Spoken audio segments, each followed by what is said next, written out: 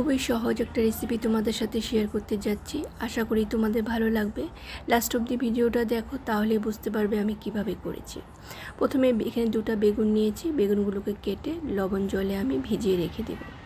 তারপরে একটা কড়াইতে পরিমাণ মতো তেল দিয়ে সেখানে আমি পেঁয়াজ কুচি, লঙ্কা কুচি দিয়ে একটু হালকা ভাজার পর তারপর যে আমি বেগুনটা কেটেছিলাম ওই বেগুনটা ভালোভাবে ধুয়ে আমি এখানে দিয়ে দিব।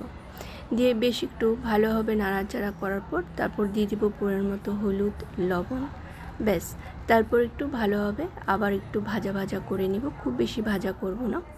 তারপর এখানে দিয়ে দিব মাছের তেল। তো রেসিপিটা নিশ্চয়ই বুঝতে পেরেছো আমি কি করতে যাচ্ছি। মাছের তেলের চচ্চড়ি রেসিপি তোমাদের সাথে শেয়ার করছি।